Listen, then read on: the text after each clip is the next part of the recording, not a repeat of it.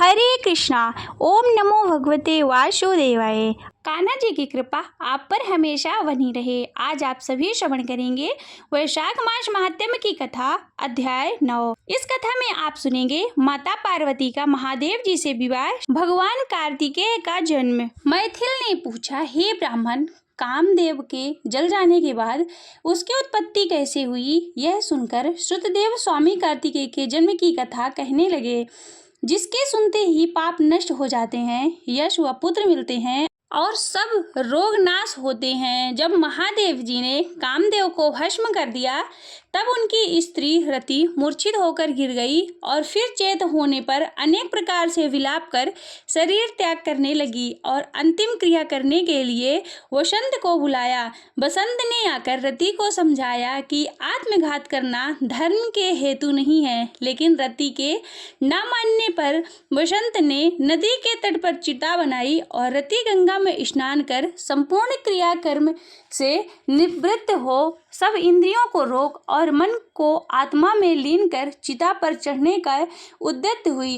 तब आकाशवाणी हुई कि हे कल्याणी, हे पति में अत्यंत प्रेम रखने वाली, तू चिता में प्रवेश मत कर। तेरा पति महादेव के प्रसाद से तथा यदुवंशी कृष्ण भगवान से पुनः पैदा होगा। ऐसा क्रम से 2 जन्म होंगे, तब तू दूसरे जन्म में श्री कृष्ण से रुक्मिणी के गर्भ से तेरा पति होगा, उसका नाम प्रद्युम्न होगा। तू ब्रह्मा के शाप से शंकर के घर में निवास करेगी, वहीं प्रद्युम्न नाम के तेरे पति से तेरा मिलन होगा। ऐसा कहकर आकाशवाणी समाप्त हो गई। तब रति ने चिता में प्रवेश नहीं किया और फिर सब देवताओं ने रति को वरदान देकर उसको शांत किया और कहा कि हे कामप्रिय, अब तेरा पति अनंग कहलाएगा और अंग वाले की तरह मरा हुआ ही दिखाई देगा। पूर्व कल्प में तेरा पति सुंदर नाम का राजा था। उस जन्म में तू ही उसके पत्नी रजशंकर कारिणी हुई थी। इसी से तेरी यह दशा हुई है। अब तू वैशाख माह में प्रातः काल मंदाकिनी नदी में स्नान कर मधुसूदन भगवान का पूजन कर और उनकी दिव्य कथा सुनकर अशून्य शयन नाम का व्रत आरंभ कर दिया। ऐसा करने से तेरा पति तुझे अवश्य मिले जाएगा, इससे संदेह नहीं है। रति को ऐसा वर दे। सब देवता अपने अपने स्थान को चले गए और रति भी क्लेश से निवृत्त हो गई। मेष की संक्रांति में गंगा नदी का अशून्य शयन व्रत धारण करते ही उसे तत्काल कामदेव दिखाई दिया। पूर्व कल्प में ही यह बड़ा धर्मपरायण राजा था, मगर उसने वैशाख मास में कर्तव्य धर्म नहीं किए थे, इसलिए कामदेव परमात्मा का पुत्र होने पर भी अंगहीन हुआ। जब महादेव जी अंतर्ध्यान हो गए, तब माता पार्वती जी निराश खड़ी हो सोचने लगी कि क्या करूं। तब पिता हिमवान उन्हें अपने घर ले गए। पार्वती जी शंकर जी के रूप और गुणों को देख मुग्ध मन में शंकर जी को ही अपना पति होने की ठान गंगा तट पर तप करने लगी। वे माता पिता आदि सब समझाने पर भी भूखी प्यासी जटाएं बढ़ा सहस्त्र वर्ष तक महालिंग का पूजन करती रही।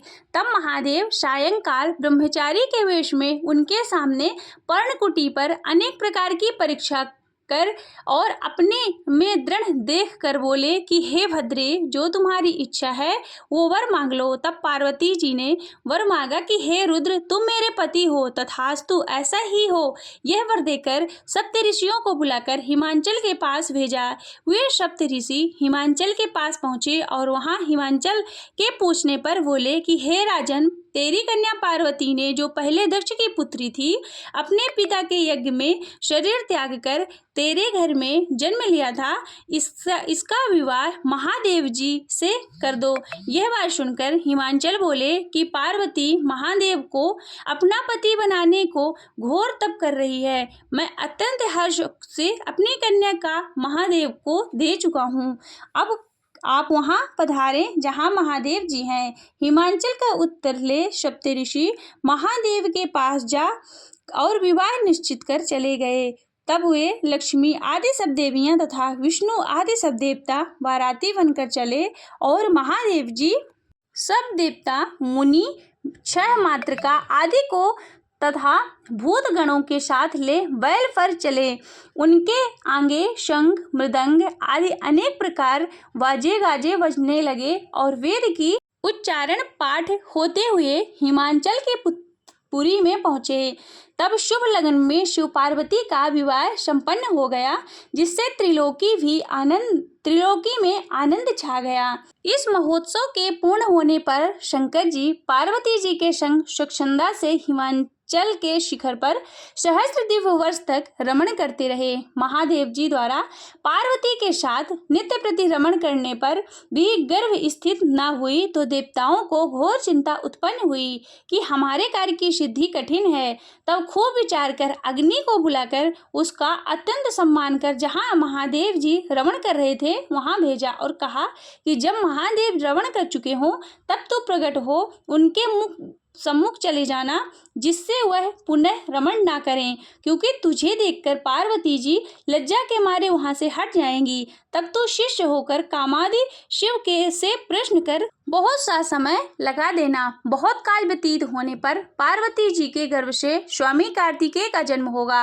अग्नि देवताओं से विदा हो महादेव जी के पास गए, जिससे वस्त्रहीन पार्वती को वहीं लज्जा उत्पन्न हुई और रमण छोड़ अलग हट गईं। तब महादेव जी को बड़ा क्रोध हुआ और अग्नि से बोले कि हे दुर्मते, इस खलित वीर को जो दुस्सह है तो ग्रहण कर, तेरे मुख में त्याग दूंगा। ऐसा कह अग्नि के मुख में वीर को छोड़ दिया।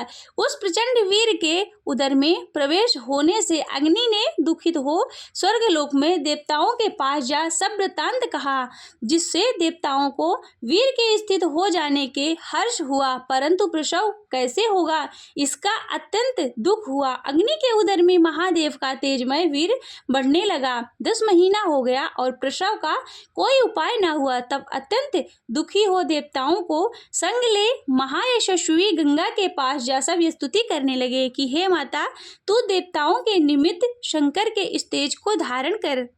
अग्नि के प्रसव बढ़ रहा है, वह स्त्री ना होने से प्रसव नहीं होता है, हमारी रक्षा कर।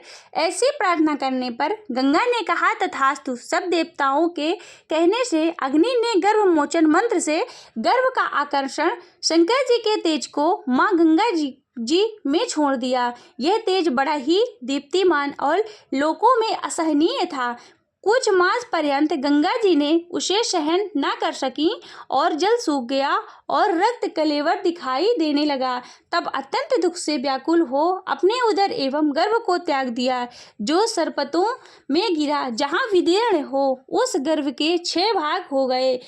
तब ब्रह्मा की भेजी 6 कृतिकाएं आई। उन्होंने शरकंडों से विभिन्न संभव तेज के 6 भागों को ग्रहण कर 6 मुख का पुरुष बनाया, जिसका शरीर एक ही था, उसे बहुत दृढ़ कर दिया। वह पुरुषाकार 6 मुखी शरीर बहुत समय तक सरकंडों में वैसे ही पड़ा रहा, उसका कोई रक्षक नहीं था।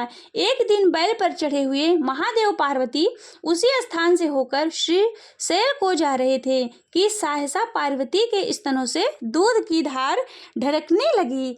तब विस्मित हो पार्वती माता ने महादेव से अकस्मात स्तनों से दूध बहने का कारण पूछा। महादेव बोले, तेरा पुत्र यहीं नीचे पड़ा है और अपने रमण की बात तथा अग्नि का वहां से आना, जिससे पार्वती को उसे देखने से लज्जा के मारे हट जाना और वीर स्खलित होने के क्रोध में आकर अग्नि के मुख में छोड़ देना और गंगा के जलने से गंगा का सरकंडों में छोड़ देना, वहां पर उसके 6 भाग होना तथा मात्र काओं के दृढ़ कर देने का वृत्तांत सुनाया। फिर कहा, इसकी आकृति पुरुष की सी हो गई है, उसी को देख तेरे स्तनों से दूध टपकने लगा है। इसका पराक्रम विष्णु के समान होगा, तू इसका पालन पोषण कर, यही तेरा औरस पुत्र है, इसे उठाकर ले चल। महादेव जी की बात को सुन पार्वती जी बालक को उठाकर गोद में बिठाया, दुग्ध पान कराने लगी और पुत्र स्नेह में के तत्पर में महादेव जी के साथ कैलाश हो गईं